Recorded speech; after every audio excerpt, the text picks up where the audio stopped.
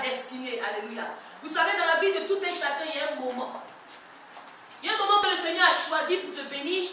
Il y a un moment que le Seigneur a choisi pour opérer un miracle dans ta vie. Et quand tu n'arrives pas à discerner ce moment, tu passes à côté. Et c'est un autre cycle qui t'attend. Alléluia. Beaucoup de personnes ont prié. Seigneur, je veux voir ta gloire. Vous savez, le Seigneur est venu en personne. Vous n'avez pas reconnu. Il est passé. Alléluia. Le Seigneur ne va pas venir dans cette grosse blouse blanche. Il peut venir dans la personne même d'un clochard. Un clochard peut passer et te dire, donne-moi un peu d'eau. Et si tu arrives à discerner que ce clochard a vu tout le monde, et c'est à toi qu'il est venu demander quelque chose pour se produire. Alléluia. En tant qu'enfant de Dieu, c'est important de saisir l'instant de sa destinée. Alléluia. Quand nous lisons le livre de Luc à partir du chapitre 19, versets 41 à 44, lisons le livre à partir de cette base-là. Luc chapitre 19, versets 41 à 44. La Bible nous parle de la rentrée de Jésus à Jérusalem. Amen. Amen. Comme Jésus approchait de la ville, en la voyant, il pleurait sur elle. Luc chapitre 19, versets 41 à 44. Je lis la parole. Comme il approchait de la ville, Jésus en la voyant pleura sur elle et dit, si toi aussi au moins en ce jour qui t'est donné, tu connaissais les choses qui appartiennent à ta paix.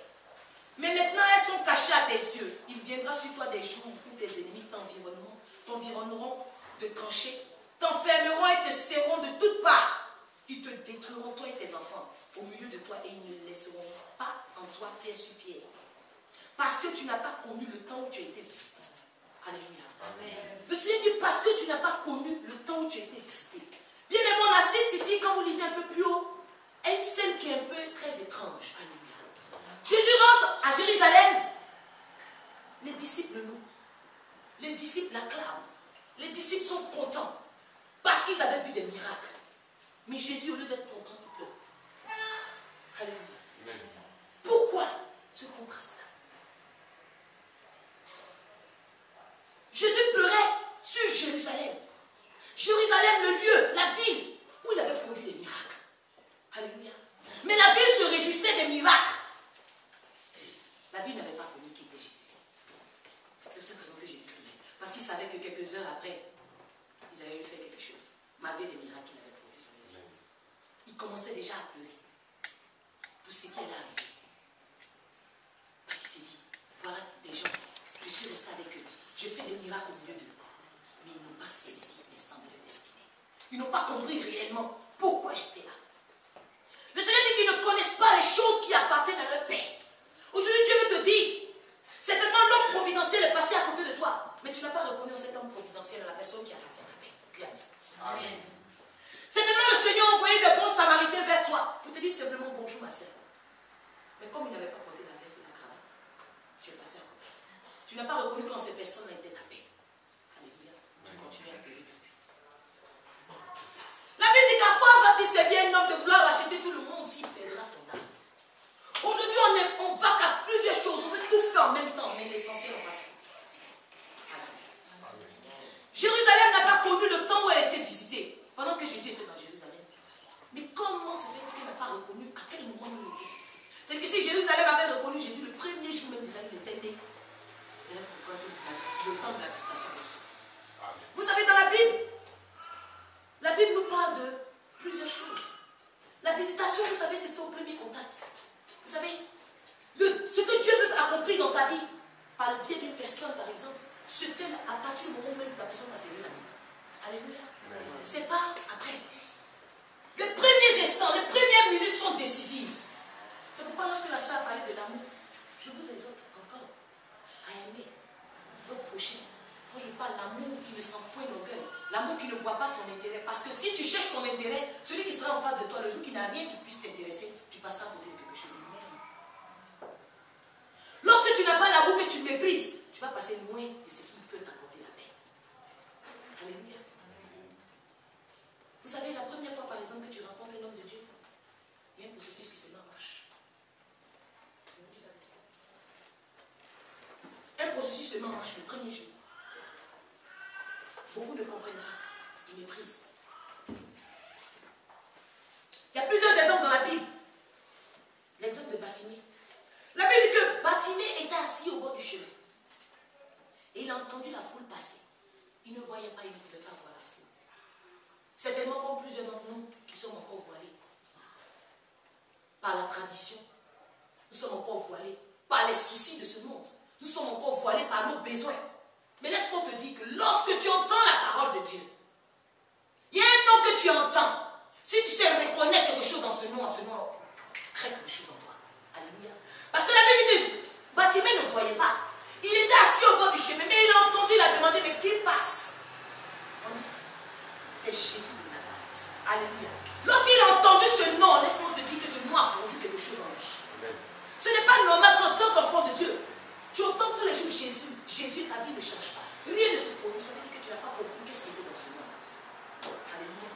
Bartimée a reconnu tout de suite que ce nom qu'il vient d'entendre appartenait à sa paix. Il fallait que ce nom change sa condition. Bartimée va tout mettre en place pour rentrer dans sa destinée. Amen. La foule va l'empêcher. Il va dire, fils de David, aie pitié de moi.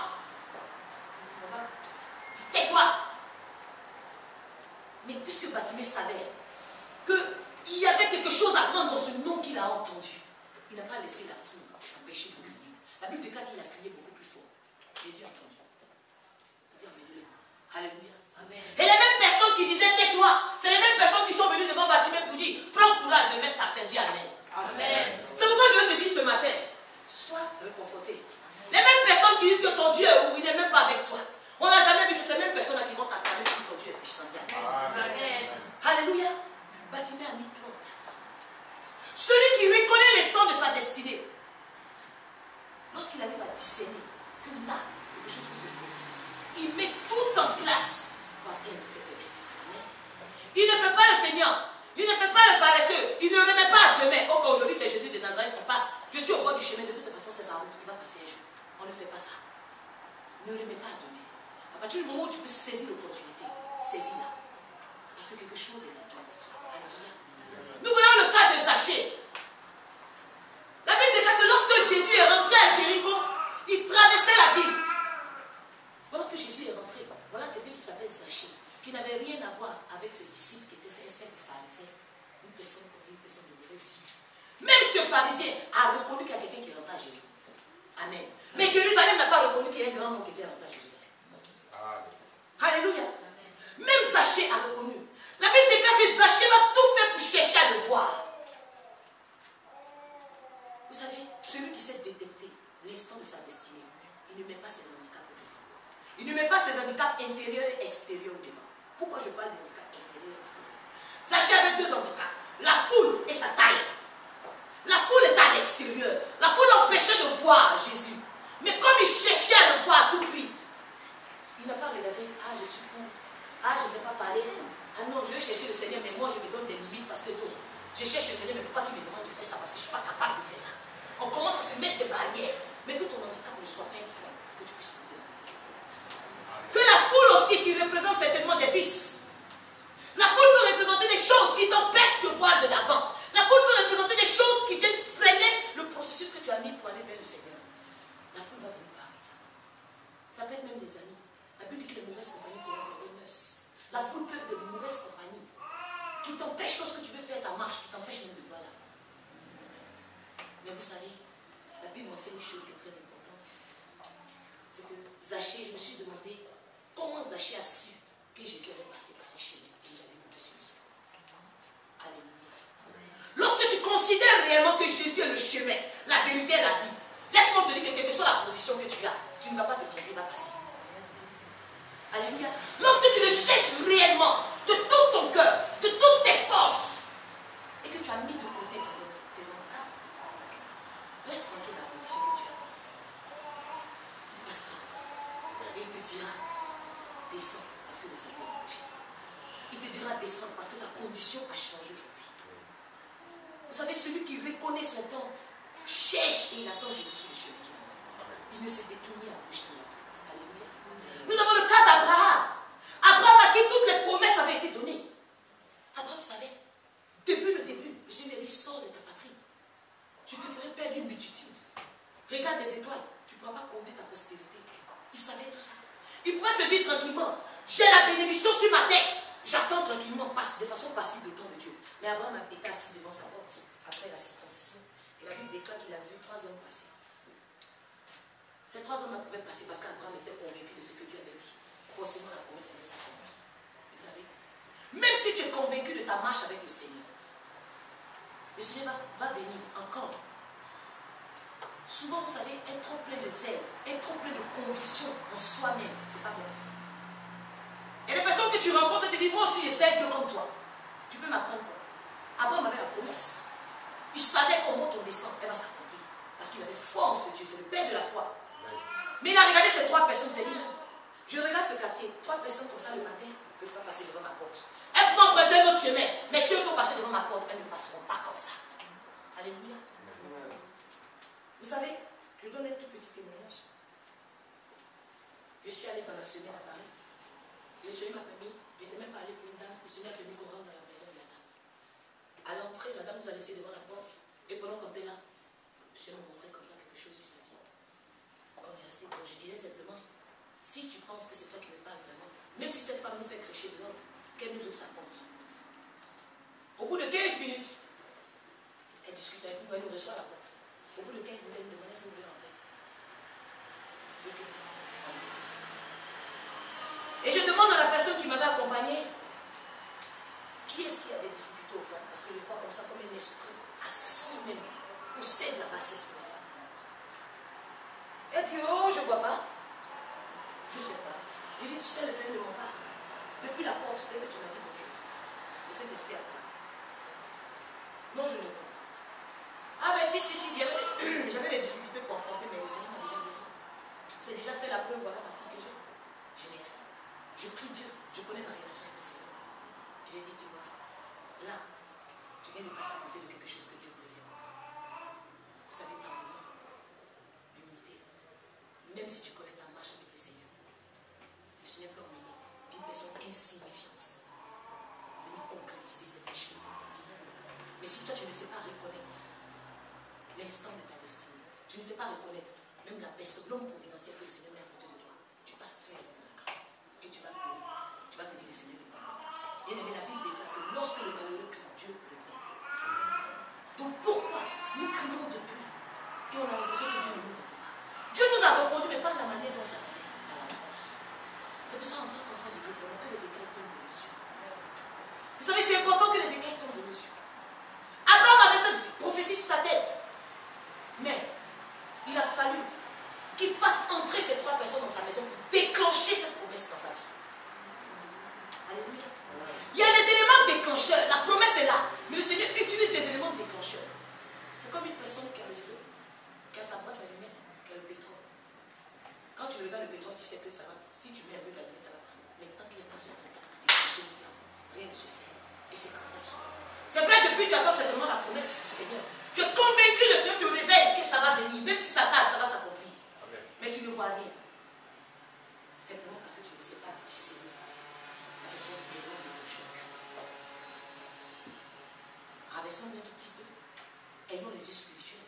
Marchons non pas par la vue, mais par la foi. Ne laissons passer aucune situation. Ne laissez rien passer, c'est la vérité. Même si quelqu'un te dit, viens, je t'invite, viens, va aller quelque part. Il t'a pas invité au hasard. Si toi, tu n'ouvres pas les yeux pour saisir. J'ai reproché une chose à la dame, j'ai dit, c'est vrai, ok, tu n'as pas de besoin, Dieu a tout fait, je vais rendre toute la gloire. Mais comme je suis rentré dans ta maison, qu'il appelle le Seigneur de dans ta maison. Mais en voilà encore une fois où tu n'étais pas saisi ta grâce, parce que moi-même je sais Dieu. Si une personne rentre dans ma maison qu'on dit c'est Dieu, la personne ne peut pas sortir de la maison sans me bénir. Alléluia. La personne ne peut pas sortir de la maison sans me bénir. Ce sont les petits éléments qui sont très simples. Vous voyez même un serviteur de Dieu passer. On va dire c'est un serviteur de Dieu. Et tu ne fais rien qui puisse déclencher quelque chose. Plusieurs fois, tu ne sais pas pourquoi le Seigneur a mis ce serviteur sur ta vie. Tu ne sais même pas pourquoi. Tu as entendu que quelqu'un dise homme de Dieu. Vous savez, par moment, je passe, j'entends des gens dire, ah, pasteur, bonjour, je ne le connais pas, mais je dis, tu es pasteur, que tu sois béni. Oui, ça. Vraiment, Dieu avec toi, parce qu'il y a qui disent une parole sur ma vie. Ce n'est pas au hasard que j'ai entendu ça. Alléluia. Quand tu ne sais pas saisir les arguments, c'est grave. C'est grave. Peut-être moi qui suis la chaîne de bénédiction, Je ne dis même pas peut-être, je suis une bénédiction, ça va pas faire je suis une bénédiction. Mais quand tu maîtrises la bénédiction, la Bible dit, celui qui n'aime pas la bénédiction c'est lui qui aime. Et celui qui aime la malédiction, ben, très bien, ça va changer. Alléluia. Regardez cette femme qui avait la perte de sang. La Bible déclare qu'elle était parmi la foule. Jésus passait pour aller guérir la fille de Jairus, pour aller la ressusciter. Il ne passait pas là pour elle. Mais à un moment donné, c'est dit, si je reste où j'ai la foule, avec celui que je vois passer, même s'il ne passe pas parce que je l'ai appelé, c'est important pour moi de me décaler de la foule. Alléluia. Celui qui reconnaît l'instant de sa destinée, il se décale de la foule. La Bible déclare que cette femme est venue en arrière pour toucher le vêtement de Jésus. Ça veut dire quoi? Ça veut dire quelqu'un qui vient en arrière, c'est une personne qui reconnaît qu'il n'est pas digne de se mettre face à face au Seigneur. Alléluia. Elle est venue par l'arrière. Elle a reconnu que la foule était un problème pour elle. C'est pourquoi je veux dire à quelqu'un ce matin. Lorsque tu es une personne qui sait discerner l'instant de ta destinée, tu commences déjà à faire un travail. Tu sors, tu vas loin de la foule. Tu quittes la foule. Tu quittes ce qui peut être un obstacle pour toi. Et tu viens te repentir devant le Seigneur. Et lorsque le Seigneur voit tes larmes de repentance, lorsque le Seigneur voit ta sincérité, il te dit maintenant quelque chose de bon. La Bible déclare que lorsqu'elle a touché le vêtement de Jésus, la perte de sang s'est arrêtée. Laisse-moi te dire que tant qu'elle se retrouvait dans la foule, la perte de sang n'allait même pas s'arrêter, même si Jésus passait à côté d'elle. Amen. Amen. Alléluia. C'est lorsqu'elle a touché le vêtement, la Bible déclare que ça a été instantané. Aussitôt qu'elle a touché le vêtement, la perte de sang s'est arrêtée. Beaucoup de personnes aujourd'hui, Jésus passe. Jésus est dans ta vie. Il intervient. Mais tu ne l'as pas touché par ta sincérité. Tu ne l'as pas touché par ta repentance. Je ne sais pas de quel écoulement tu souffres. Peut-être que la perte de sang pour toi, c'est un esprit qui te fatigue. Peut-être que la perte de sang pour toi, c'est les soucis financiers. Peut-être que la perte de sang pour toi, c'est le célibat. Mais tu te dis jusqu'à quand ce sang va s'arrêter, c'est dans ma vie. Mais laisse-moi te dire ce matin que si tu sépares ce qui est précieux de ce qui est vie, le sang va s'arrêter. Amen. Alléluia. Amen. Si tu sépares le précieux du vil, le sang va s'arrêter. Ce n'est pas parce que Jésus ne te visite pas, mais c'est simplement parce que tu n'as pas reconnu le temps de la visiter. Pour attraper son vêtement. Pour te dire, je suis très loin de lui. La foule m'empêche de le toucher. Et si je sors de la foule, je m'écarte de la foule, quelque chose va se produire dans ma vie. Alléluia. Nous allons prier ce matin pour que le Seigneur fasse tomber les écailles de nos yeux. Nous ne voulons pas avoir la réflexion humaine, mais nous voulons aller à une autre dimension de notre réflexion. On avait tout à l'heure que l'amour agapé, ce n'était pas l'amour qui était une dimension humaine, mais c'était l'amour qui était la dimension de Christ. Vous savez, si le Seigneur nous regarde, la façon dont on se regarde en tant qu'humain, il va détruire la terre. Mais parce que le Seigneur a des yeux spéciaux avec lesquels il nous regarde. Des yeux qui regardent des cœurs repentants et non des yeux qui regardent des personnes de qui il faut se venger. Alléluia. Que le Seigneur nous donne de regarder comme il veut. Qu'il fasse tomber les écailles de nos yeux. Parce que, je vous dis la vérité, il ne faudrait plus jamais qu'on passe ou qu'on méprise l'instant de notre destinée ou qu'on passe loin de l'homme providentiel. Que le Saint-Esprit mette en toi la conviction du péché. Que le Saint-Esprit mette en toi le discernement. Afin que lorsque tu vas passer vers quelqu'un qui appartient à ta paix, que vraiment l'Esprit de Dieu qui demeure en toi te fasse signe que celui-là tu ne passes pas sans toucher. Alléluia. Nous allons nous lever, nous allons prier le Seigneur dans ce sens. C'est important. Si le Seigneur demande ça, c'est parce que tu as déjà fait toutes les prières qu'il faut. Tu as déjà fait tous les jeûnes qu'il faut. Maintenant, il faut un tout petit peu de discernement.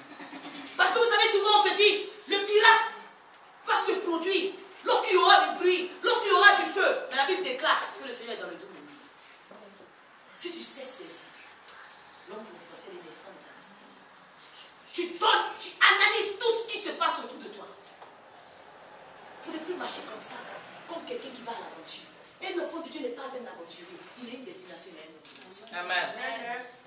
Et aujourd'hui, on ne peut pas se lever le matin et marcher comme on va à l'aventure. Ce n'est pas possible. Parce que lorsque tu reconnais réellement que Christ t'a envoyé, lorsque tu te lèves le matin, tu sais où tu vas. Alléluia. Donc quand tu sais où tu vas, tu fais attention à tout ce qui est autour de toi.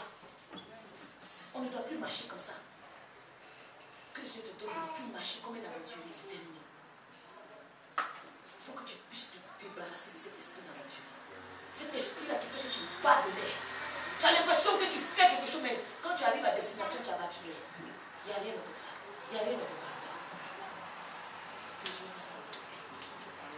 Que nous puissions changer. La Bible dit, dans le livre d'Apocalypse, qu'il y avait un arbre qui donnait 12 fois son fruit. Et chaque fruit avait ses fruits qui servaient de remède aux nations. Nous sommes dans le mois de septembre. Je parle de moi.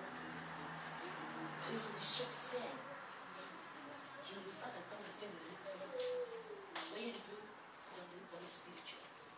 C'est la rentrée, donc invite le Seigneur à faire sa rentrée avec toi. Merci. Amen. Alléluia. Invite le Seigneur aussi à faire sa rentrée. Mais quand il va faire cette rentrée-là, que tu puisses discerner le temps où il a fait sa rentrée. Ça veut dire qu'aujourd'hui, tu l'invites à faire sa rentrée. Que dès cet instant, je te dis, Seigneur, j'ai saisi le temps de la route. Et je crois que le temps de sang va s'arrêter. Amen. Toi, seul, tu sais ce qui est étonnant de sang dans ta vie. Toi, seul, tu sais. Cette femme, pendant 12 ans, elle a vu les médecins, elle a peut-être vu tous ceux qui pouvaient soigner. Mais ce sang ne s'est pas arrêté. C'est peut-être ton cas, tu es passé d'église en église, on t'a imposé les mains, les pieds, rien. La situation est pareille. Et laisse-moi te dire, la situation est pas déterminée. Parce que en toi, il y a le vouloir et le fait. Il y a le pouvoir qui t'est donné. Tu es marché sur ces points sur la puissance de tenir. Et rien ne peut la tenir. Alléluia. Tu vas parler à ton Dieu ce matin. Tu vas vraiment lui demander de t'aider. Si tu es encore voilé comme bâtiment, que vraiment le Seigneur puisse développer ton entendement. Que tu puisses être sensible à sa voix. C'est vrai, le Seigneur le connaît, que beaucoup peuvent être voilés. Tu vis des situations qui font que tu ne peux même pas regarder comme il faut dans la direction qu'il faut. Mais le Seigneur connaît ta situation ce jour. Il dit simplement le nom de Jésus que tu vas entendre, que ce nom a créé quelque chose en toi ce matin. Que ce nom t'emmène, toi aussi, après une résolution. Bartimée a pris la résolution de ne plus s'asseoir, de ne pas rester assis au bord du chemin. La Bible dit quand il a fait un bond, il a crié quand il vient, il a fait un bond. Que ce de toi lui fait un grand bond avec lui. Tu vas prier, demander aussi au sang de Jésus de laver la table de ton cœur. Parce que ce matin, nous avons parlé du Saint-Esprit. L'Esprit de Dieu ne collabore pas avec l'Esprit de Dieu. Nous avons parlé du Saint-Esprit. Tu vas te demander, tu vas dire, Seigneur, me voici, je suis peut-être un vase qui est arrivé usé. Mais on se joue par ton sang. Tu viens me rendre pur. Parce que dans ce vase-là, le Saint-Esprit va te laisser sa gloire. Le Saint-Esprit va se manifester. Toi qui ne parles pas en langue, si vraiment tu as le souhait de parler en langue, par une position de main en ce jour après la parole, tu parleras en langue. Amen. Tout dépend de comment tu vas préparer ton cœur. Tu vas commencer à prier le Seigneur. Tu vas demander au Seigneur de revenir réfléchir. Parle à Dieu, parle à ton Dieu ce jour. Tu lui demandes vraiment d'intervenir. Tu lui demandes de faire tomber davantage les écailles de tes yeux. Tu refuses d'être dans la cécité. Peut-être que c'est l'orgueil qui fait que tu te dis tu es arrivé. Mais depuis que tu es arrivé, tu n'arrives pas à destination. Seigneur, nous venons devant ton trône dans ce jour. Voici ton peuple éternel déshabillé. Parle à ton Dieu avec vie en ce matin. Parle-lui. Invoque-le vraiment à agir. Invoque-le à se manifester puissamment. Invoque-le à agir puissamment en toi. Parle-lui en ce jour. Oh, cet esprit. Regarde, Seigneur, ton peuple en ce jour. Viens par ton sang, Seigneur, nettoyer nos vies. Viens par ton sang purifier nos vies. Viens par ton sang sanctifier nos vies. Au nom de Jésus-Christ de Nazareth. Merci Jésus. Merci Jésus. Seigneur, regarde, nous invoquons maintenant ton sang. Tu invoques le sang de Jésus maintenant. Pour venir te nettoyer, pour venir te purifier. Toi seul, tu sais les difficultés que tu traverses. Toi seul, tu sais ce qui est un écoulement de sang dans ta vie. Tu dis, Seigneur, aujourd'hui, je veux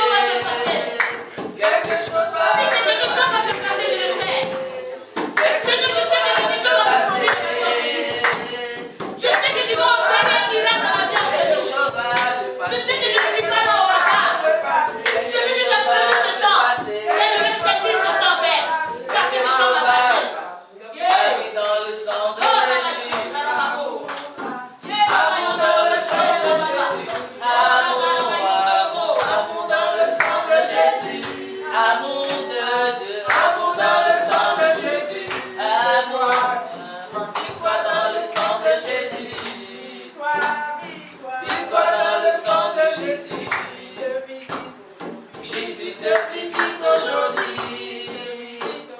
Jésus te visite aujourd'hui. Merci, Père. Parce que nous aussi, on va connaître le temps de notre visitation. Seigneur, c'est aujourd'hui que tu as choisi de me visiter. Seigneur, c'est ce jour que tu as choisi de me guérir. Seigneur, c'est ce jour que tu as choisi de me remplir par ton esprit. Oh! Jésus te remplit aujourd'hui. Jésus te remplit aujourd'hui. Descends-moi le sang de Jésus. Descends-moi le sang de Jésus. Descends-moi le sang de Jésus. Descends-moi le sang de Jésus. Jésus te guérit aujourd'hui. Jésus te guérit aujourd'hui. Merci, ma guérison, que je reçois par la foi. Jésus te guérit aujourd'hui. Jésus te rachète. Merci, Jésus Seigneur. me rachète aujourd'hui. Je ne suis plus esclave, Père. Jésus me Vas-y, rachète Père, aujourd'hui. je suis ce que tu veux. Oh, Oh, Jésus merci, me Dieu. met là. Merci, ta main. Jésus me bénit aujourd'hui. Amour dans le sang de Jésus. Amour dans le sang de Jésus. Amen. Béni au nom de Jésus-Christ. Amen. Le Saint-Esprit est là parce que c'est de lui qu'on va parler. Vous savez, le Saint-Esprit, à chaque fois qu'on veut commencer un message, on dit, oh Saint-Esprit, dirige-nous, éclaire-nous. Marche devant nous comme un feu de mourant. Aujourd'hui, on va parler de l'Esprit de Dieu. On va parler du Saint-Esprit et ses 7 composantes. On va parler de celui-là même qui véhicule le message de l'Éternel. Le Saint-Esprit, l'Esprit de Dieu, l'Esprit de force et d'amour céleste, l'Esprit de justice et de vérité, l'Esprit de connaissance, l'Esprit de foi, le Consolateur, l'Esprit de conseil. C'est de lui qu'on va parler aujourd'hui. Le Saint-Esprit, l'Esprit de Dieu. Vous savez, il y a 3 esprits. On doit savoir qu'il y a 3 esprits. Il y a l'Esprit de Dieu, le Saint-Esprit qui est composé de 7 esprits. Il y a l'esprit humain qui est appelé aussi la conscience qui détermine le bien et le mal. Et il y a l'esprit malin, c'est-à-dire lui il confesse le mal, il ne connaît pas le bien. Moi aujourd'hui ce qui m'intéresse c'est le Saint-Esprit. Parce que c'est lui qui me dirige aujourd'hui. L'Esprit de Dieu. Zacharie a dit dans sa parole, dans Zacharie 4, verset 6, que c'est ni par la force, ni par la puissance, mais c'est par l'Esprit de Dieu. Son étude s'appelle la pneumatologie. Parce qu'une voiture sans roue ne peut pas bouger. Le Saint-Esprit est la roue de toute spiritualité, de toute chrétienté en abondance. L'Esprit de Dieu, c'est lui qui véhicule le message de Dieu. C'est lui qui nous donne des visions. C'est lui qui nous donne le réma. C'est lui qui nous donne la voix audible de l'Éternel. C'est lui qui nous fait connaître l'Éternel dans ce monde que nous vivons. C'est le Saint-Esprit. On va prendre la parole dans Acte 1, verset 8. Amen. Je lis la parole, Acte chapitre 1, verset 8. Amen. Mais vous recevrez une puissance. Le Saint-Esprit survenant sur vous, et vous serez mes témoins à Jérusalem, dans toute la Judée, dans la Samarie et jusqu'aux extrémités de la terre. Amen. Jusqu'au temps de la parole ici. Amen. Amen. Ici, on dit, mais vous recevez une puissance venue d'en haut qui est le Saint-Esprit. On doit savoir que le Saint-Esprit était au commencement. Dans le livre de Genèse, on dit que le Saint-Esprit se mouvait en haut des ténèbres quand la terre était encore un chaos. Et que Dieu a dit que la lumière soit et la lumière fut. Amen. Le Saint-Esprit, sans le Saint-Esprit, il n'y a pas de chrétienté. Parce que Dieu a dit dans sa parole, dans le premier livre de Luc, au verset 13, que Jean-Baptiste était rempli du Saint-Esprit dans le sein de sa mère. Mais Jésus-Christ, lui, il a été conçu par le Saint-Esprit. Il fait partie à part entière du Saint-Esprit. C'est lui l'agneau immolé. Sur sa tête repose le Saint-Esprit de Dieu. Nous allons voir Apocalypse 5, verset 6. On va aller un peu vite parce que Apocalypse 5, verset 6. On va voir qu'est-ce que c'est que le Saint-Esprit de Dieu. Apocalypse chapitre 5, Verset 6. verset 6. Je lis la parole. Amen. Et je vis au milieu du trône et des 4 vieillards et au milieu des vieillards un agneau qui était là comme immolé. Il avait 7 cornes et 7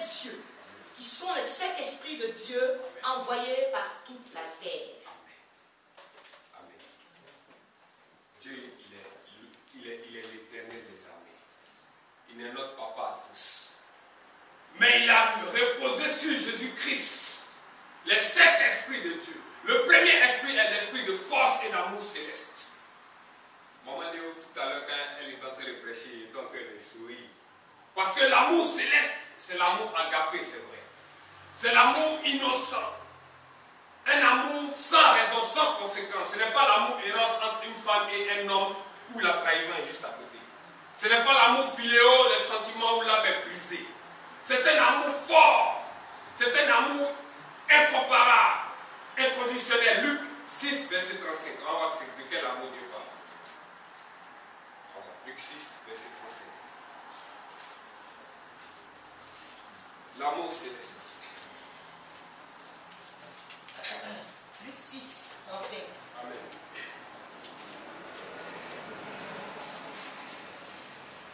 Alors, je lis la parole. Aimez vos ennemis, faites du bien et prêtez sans rien espérer. Et votre récompense sera grande et vous serez fils du Très-Haut, car il est bon pour les ingrats et pour les méchants. Amen. Soyez donc miséricordieux. On dit d'aimer vos ennemis. Est-ce que vous faites ça? Qui peut faire ça? Mais Dieu dit de le faire. C'est de cet amour-là Dieu parle. Parce que l'esprit est l'expression d'une force extrêmement précise ou diffuse. Christ a dit à cette femme qui a touché sa robe, dès qu'elle a touché, Christ dit, j'ai ressenti une force sortie de moi. C'est cette force-là. Mais cette force est suivie d'un amour céleste. On dit d'aimer nos ennemis. Ceux qui te maudissent, il faut les bénir. Ceux qui te haïssent, il faut les aimer. C'est ça le début de l'esprit de Dieu. C'est le premier. C'est l'amour. Parce que le premier commandement qu'il a donné à Moïse, il a dit, aime ton Dieu de tout ton cœur et de tout ton être. Et aime ton prochain comme toi-même. Amen. C'est le premier amour. C'est un amour très difficile, c'est pas facile. Si quelqu'un ne t'aime pas, on dit aime-le. C'est de ça que Christ parle. Parce que Christ était à la croix, c'est pas facile, maman. Mais Christ était à la croix, on l'insultait, on crachait, mais il dit, oh Seigneur, aie pitié d'eux. Il a pris compassion de c'est un amour compatissant. Le deuxième esprit, c'est l'esprit de justice et de vérité. Car Dieu a dit dans sa parole dans Matthieu 6, 33 que cherchez premièrement le royaume des cieux et sa justice et tout vous sera accordé par-dessus. C'est un esprit de reconnaissance. On prend Jérémie 33, verset 15.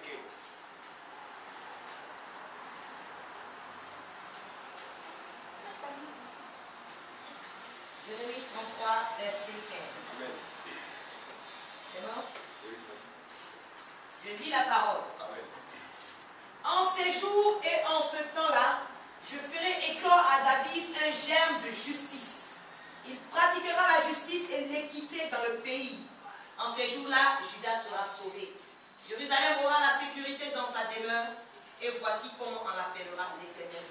C'est notre justice. Amen. C'est notre reconnaissance. Parce que Christ a donné sa vie à la croix pour nous. Il a été juste. Ça, c'est notre justice. C'est l'esprit de justice et de vérité. C'est-à-dire que c'est un esprit qui ne ment pas, qui ne connaît pas le mensonge. Parce que le père du mensonge, c'est le diable, c'est Satan. Parce qu'il a été précipité. On dit qu'il est descendu avec beaucoup de colère. Donc, s'il y a le mensonge dans ta vie, efface le mensonge. Il doit avoir un esprit de vérité en toi.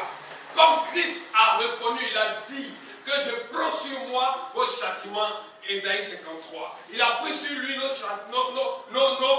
peines, nos fardeaux. Et il est parti à la croix. Avec plein de justice et de vérité, il a été ressuscité et nous a offert la vie éternelle. Amen. Amen. Le troisième esprit, c'est l'esprit de connaissance. Où il y a 9 dons. C'est cet esprit-là que Dieu a donné quelques dons aux hommes. Parce que Jésus-Christ, lui seul, il peut avoir l'esprit de force et d'amour céleste de Dieu qu'on fasse. L'esprit de justice et de vérité. Mais l'esprit de connaissance, c'est ce que Dieu nous a distribué. Il y a 9 dons dans l'esprit de connaissance. 1 Corinthiens 12, à partir de verset 4.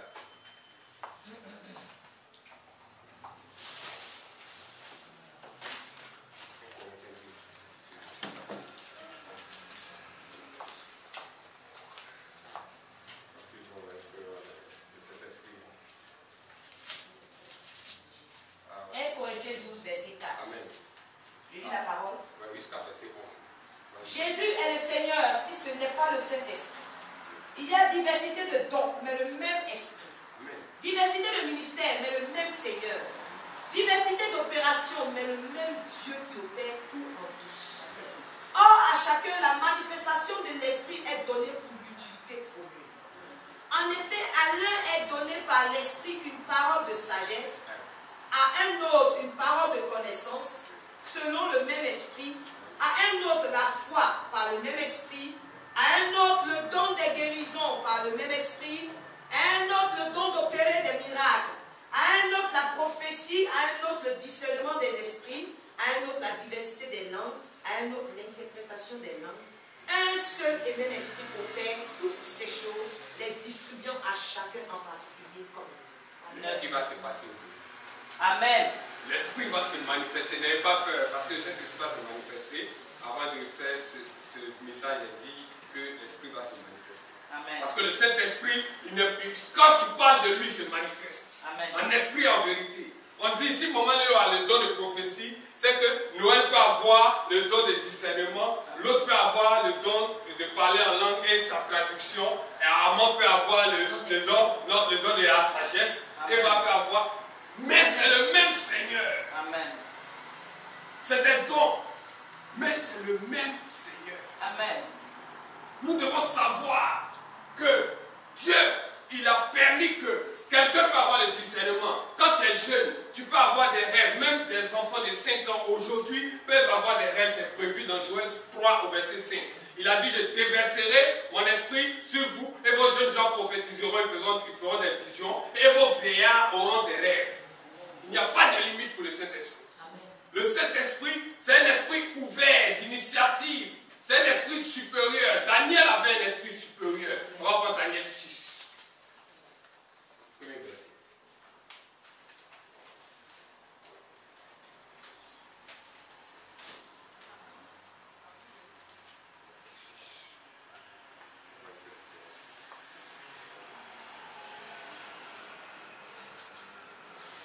Daniel chapitre 6, Amen. verset 1. Darius trouva bon d'établir sur le royaume 120 satrapes qui devaient être dans tout le royaume. Il mit à leur tête 3 chefs au nom desquels était Daniel, afin que ces satrapes leur rendissent compte et que le roi ne souffrit aucun dommage.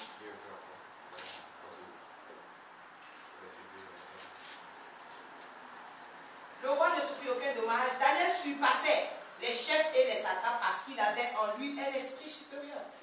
Amen. Il avait en lui un esprit de sagesse. Il avait un esprit de discernement.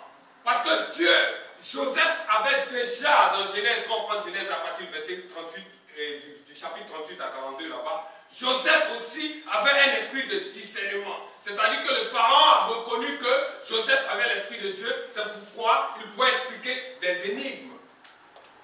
Si vous faites un rêve, que vous voyez dans un rêve, Dieu vous montre une image, tout de suite vous pouvez avoir l'explication comme dans 2 semaines. Ou alors une de vos sœurs peut avoir le même rêve au même temps que vous, que toi. Tu peux faire un rêve aujourd'hui, nous on va faire le même, Eva va faire le même, et c'est l'esprit de Dieu, puisqu'il est seul, il communique l'énigme de Dieu, puisque c'est lui qui véhicule. Sans l'esprit de Dieu, personne ne peut opérer sur la terre.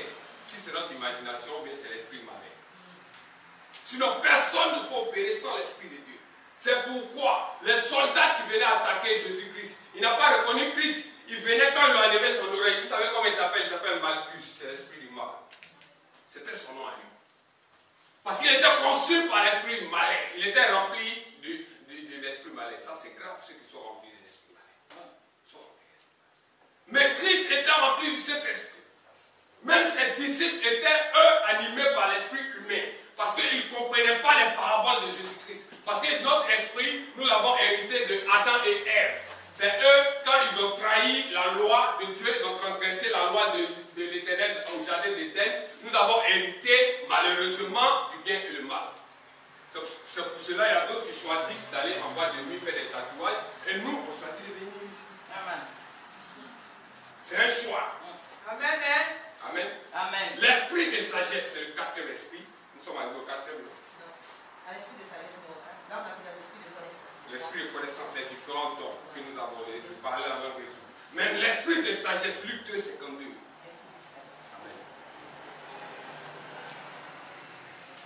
Luc chapitre 2, verset 50. Verset 52. Luc 2, 52. Je lis la parole. Et Jésus croissait en sagesse, en stature et en grâce devant Dieu et devant les hommes. Amen. La sagesse, c'est un esprit fort, c'est un esprit d'équité, d'impartialité, c'est un esprit d'intelligence. Salomé avait demandé à l'Éternel un esprit de discernement et d'intelligence. Salomon, excusez-moi, avait demandé un esprit d'intelligence à l'Éternel. Quand tu cherches premièrement le royaume des cieux et sa justice, l'Éternel t'accorde tout. S'il avait demandé des richesses, Dieu n'a pas accordé l'intelligence. Mais quand il a demandé l'intelligence, il a cherché premièrement le royaume des cieux. Il dit, je veux être intelligent car tu m'as donné un peu grand pour pouvoir le diriger. Dieu dit, je te donne la richesse ensuite. Ça suit. Le Saint-Esprit, nous devons marcher avec le Saint-Esprit. Nous devons être en communion avec le Saint-Esprit. Quand nous nous levons le matin, nous devons saluer le Saint-Esprit. Amen. Bonjour Saint-Esprit. Sinon, il est à côté, il est attristé parce qu'il s'attriste vite, parce que c'est un esprit pur. Mais Dieu, à cause de la promesse qu'il a faite, il nous a ramené son esprit. Hébreux 4, verset 1. Oui, c'est le Saint-Esprit. On suit le Saint-Esprit. Amen. Hébreux 4, oui, c'est comme ça, c'est le Saint-Esprit. Hébreux 4, verset combien? 1. Hébreux 4, 1. Craignons donc, tandis que la promesse d'entrer dans son repos subsiste encore, qu'aucun de vous ne s'en trouve exclu, car cette bonne nouvelle nous a été annoncée aussi bien qu'à eux. C'est l'héritage que Jésus-Christ a dit. Il dit, je m'en vais, mais soyez calmes. Ne pleurez pas. Il dit, craignons donc tant que la promesse d'entrer dans son repos. Le repos de Dieu, c'est la nouvelle Jérusalem. On a chanté tout à l'heure, la nouvelle Jérusalem, on veut partir là-bas. Mais c'est pas le Saint-Esprit. Parce que si tu n'as pas le Saint-Esprit, où Jésus-Christ va venir siéger? Jésus-Christ ne peut pas venir en toi. Il ne peut pas faire domicile dans ton esprit. Si ta sémence n'est pas bonne, si tu as des mauvaises pensées, le Saint-Esprit ne peut pas rester là. On dit de ramener des holocaustes à la maison de Dieu, des bons sacrifices. On n'a pas dit la fumée, comme j'ai dit la dernière fois, Roméo et Juliette. C'est pas ça. Ça fait fuir le Saint-Esprit. Le Saint-Esprit va se mettre à côté, il va te regarder. Quand tu as fini de fumer, il va hésiter encore d'entrer en toi. Et puis c'est fini. Si l'heure de Dieu a sonné, tu ne rentres pas dans le royaume des cieux. Parce que le Saint-Esprit n'est pas là. C'est le Saint-Esprit qui nous convainc de pécher et de nous repentir. Amen. Amen. Amen. C'est l'Esprit de Dieu. Dieu dit de craindre. Si lui-même l'a dit, craignons donc encore, tandis que la promesse d'entreprendre, c'est une promesse que Jésus-Christ nous a faite. Quand on partait, on était triste, donc il nous a ramené le consolateur, c'est le Saint-Esprit. Amen. Jean 14, verset 6. Jean 14, verset 6, le consolateur. Jean 14, Verset 6.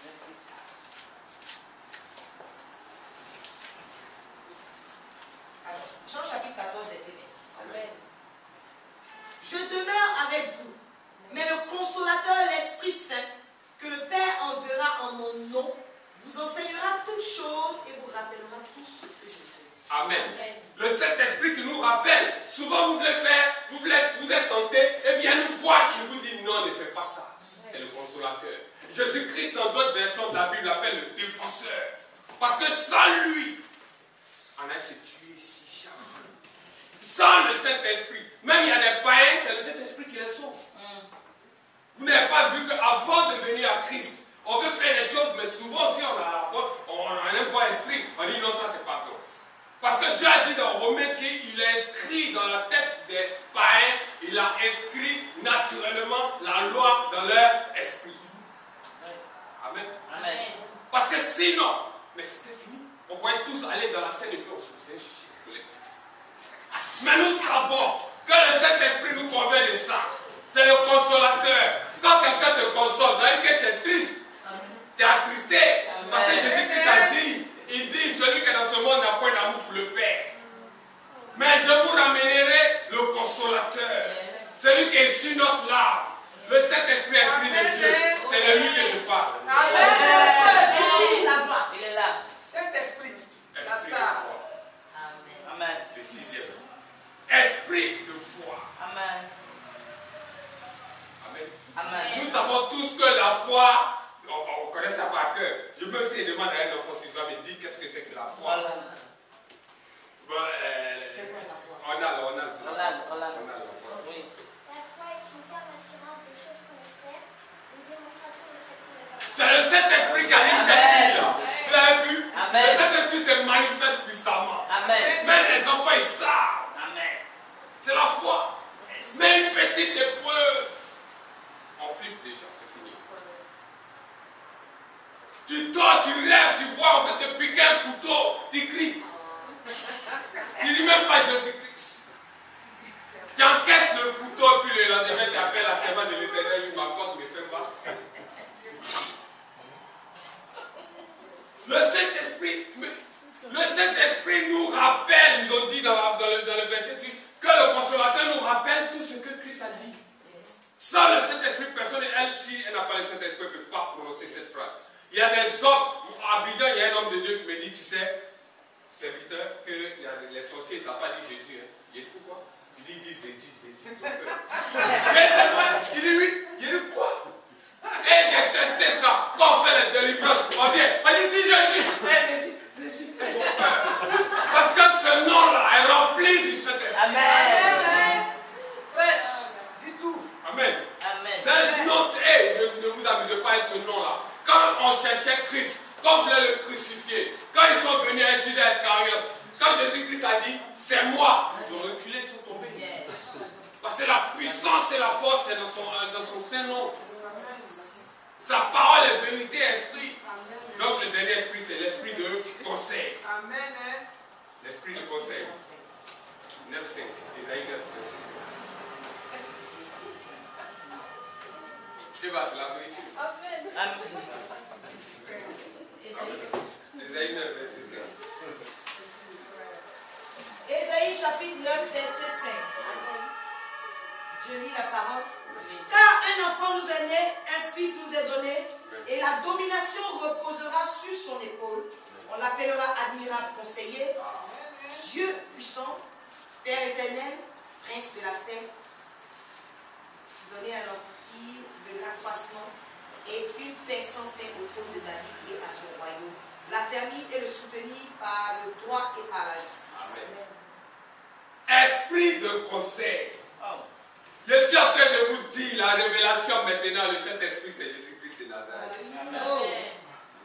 Depuis là, c'est ce que je veux vous dire.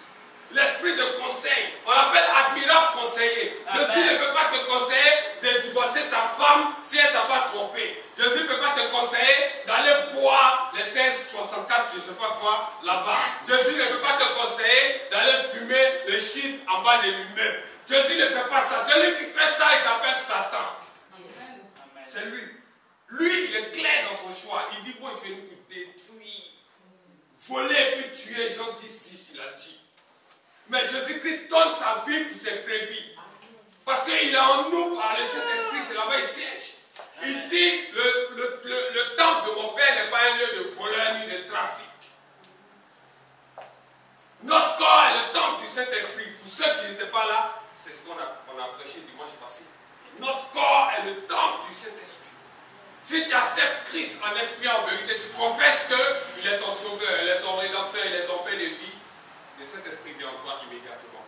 Parce que Jean-Baptiste a dit, lui nous baptise d'eau, mais celui qui le précède est plus puissant que lui. Lui nous baptise d'Esprit Saint et de feu. Le feu, c'est la puissance de Dieu. Si tu es attaqué, tu dis le feu de cet esprit te consume, la personne est consumée. Et c'est vrai, parce que moi j'ai le témoignage d'une femme qui a donné sa vie à Christ, mais elle a rétrogradé, aller voir un féticheur. Le féticheur allait voir la sirène des eaux à la mer de Port-Boué. Là-bas, ils lui ont dit, mais qui est venu te voir là? Mais c'est elle qui a consumé tous les démons ici. Elle a cassé l'œil d'un gars là-bas. Et puis c'est elle qui vient vers nous, ils l'ont tué. Mais on ne rétrograde pas. Jésus-Christ a dit, c'est grave de rétrograder. Si tu es en Christ, que tu regardes, il faut te repentir. Dieu peut te pardonner. J'ai fait peur aux gens ici. J'ai dit qu'il y a d'autres 6 et 7 ans. Mais c'est la vérité. Parce que si Dieu t'a donné beaucoup de choses, toi tu ne sais pas. Et puis il dit, on demandera beaucoup à ceux qu'on a donné beaucoup. Amen. C'est une parenthèse. Amen. Et il répond aussi aux questions. Amen. Amen. Amen. Amen. Amen. Amen. Donc c'est ça. Amen. Amen. Si Jésus t'a donné peu, si tu t'es repenti, il a effacé, ça c'est bien. Mais si tu as donné beaucoup, et il a effacé, il reste encore, qu'est-ce que tu fais? Tu continues. Tu te répands jusqu'à ce que tu attendes savoir. C'est ça, non? Parce qu'Ézéchias, moi, j'ai appelé la vidéo, il a dit ça. On dit non, mais Ézéchias, il était sur le trône d'Israël, le descendant de David. Et quand il devait mourir, Esaïe est venu lui dire que tu dois mourir. Il dit, Seigneur, je fléchis genoux. Et te demande pardon, il faut allonger ma vie. Parce qu'il n'avait pas d'enfant. Et dans ses 15 ans, il a eu un enfant, et Manassé. C'était le plan de Dieu. Mais si toi, tu n'as pas de trône, qu'est-ce que tu fais? Amen. Toi, tu ne sais pas qui tu es. Tu ne connais pas ton identité. Si Dieu te dit que j'ai un ministère, vous avez vu les différents ministères? Oui. Il y a beaucoup de ministères. Il y a des gens même qui traduisent la sténalogie, qui est le parler en langue qui existe dans le monde. Et il y a d'autres qui traduisent aussi la glossolalie, qui est la parole, le thème et l'expression des anges. Ça, c'est un don aussi. Est-ce que vous savez ça? Ça, on va étudier ça aussi un autre jour. Amen. Donc, Christ, on doit savoir que Jésus-Christ fait partie du Saint-Esprit. Lui, l'Éternel et le Saint-Esprit, ils font une seule personne. Donc, il y a une étape. On va voir l'étape, le processus, comment évoluer le Saint-Esprit. Luc 4, premier verset.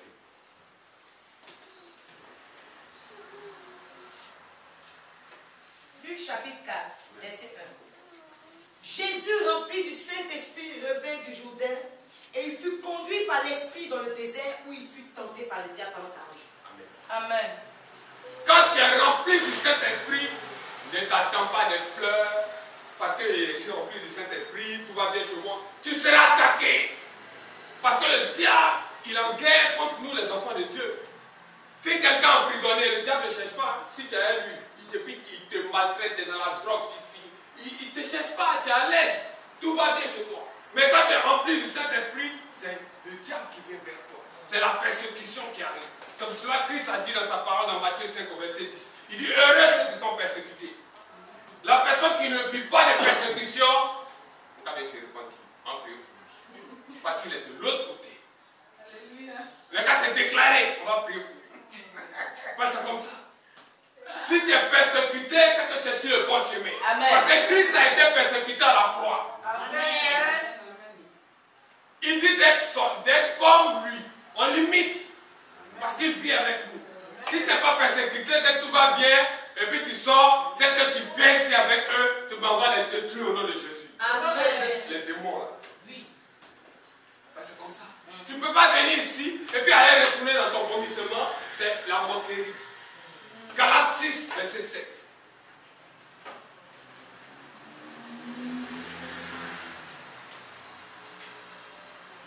Galates chapitre 6, verset 7. On dit quoi? Ne vous y trompez pas, on ne se moque pas de Dieu. Ce qu'un homme aura semé, il le moissonnera aussi. Mais c'est tout. Si tu fumes, on te dit arrête de fumer. C'est le cancer aussi qui court. Mais il va te donner, vous voyez dans les 400 mètres relais, il va te donner le relais.